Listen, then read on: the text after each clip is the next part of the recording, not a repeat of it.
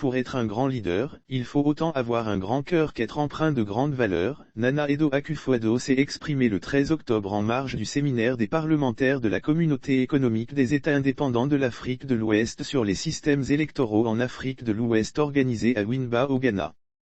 Fidèle à son franc-parler, le président ghanéen a exhorté les candidats malheureux aux élections à accepter leur défaite de bonne foi. S'exprimant au sujet de la difficulté à admettre sa défaite à l'issue d'une élection, l'actuel président en exercice de la Communauté économique des États indépendants de l'Afrique de l'Ouest qui sort d'un scrutin émaillé de fraudes et de violences a cru utile d'user de cette plateforme pour convier les opposants au fair play. Nana Akufo-Addo voudrait sûrement lancer une pique à son prédécesseur et adversaire malheureux aux dernières élections présidentielles, John Dramani Mahama. Mais il ignore certainement que les élections sont devenues des formalités dictées par le temps pour ses pairs qui modifient sans sourciller les règles du jeu à l'approche des consultations électorales. On se souvient d'ailleurs qu'en 2012, le leader du parti NPP avait contesté devant les tribunaux la victoire du président d'alors devenu son opposant quelques années plus tard par le jeu de l'alternance. Le président ghanéen s'est sûrement trompé de destinataire pour ses conseils de bon prêtre. Quand ses collègues Alassane Ouattara, Alpha Condé et autres forts Gnassingbé B se montrent imperméables aux vertus de l'alternance, lui qui a l'expérience de l'opposition devrait leur servir cette litanie d'une vie après le pouvoir. Il est utile de rappeler que le séminaire à Wimba vise à faire une analyse approfondie de la pratique démocratique dans les pays de la communauté et adopter une approche durable permettant d'éviter les problèmes et autres crises post-électorales dans la sous-région.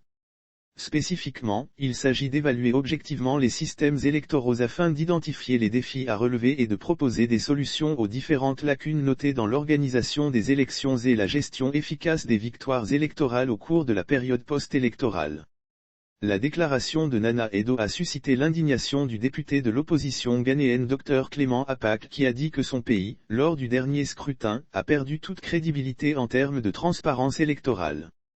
En mai dernier, le président du Ghana et président de la conférence des chefs d'État et de gouvernement de la Communauté économique des États indépendants de l'Afrique de l'Ouest, a émis l'idée du renforcement des prérogatives du Parlement de la Communauté économique des États indépendants de l'Afrique de l'Ouest. C'était à l'occasion de la première session ordinaire 2021 du Parlement communautaire le 27 mai 2021 au siège de l'institution à Abuja au Nigeria. Le premier acte pour accroître les compétences du Parlement serait, selon lui, la mise en œuvre de l'article 18 de l'acte additionnel relatif au renforcement des prérogatives du Parlement de la Communauté économique des États indépendants de l'Afrique de l'Ouest qui dispose que les députés du Parlement sont élus par suffrage universel direct par les citoyens des États membres. Nana Akufo-Addo a mis en évidence dans son discours, le rôle prépondérant du Parlement communautaire dans le processus d'intégration régionale.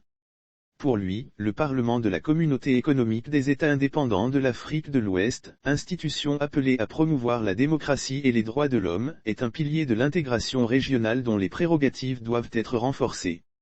Pour quelqu'un qui plaide pour des réformes devant permettre l'ancrage de la démocratie dans la sous-région, faire de telles déclarations revient à apporter de l'eau au moulin des détracteurs de la démocratie dans la sous-région.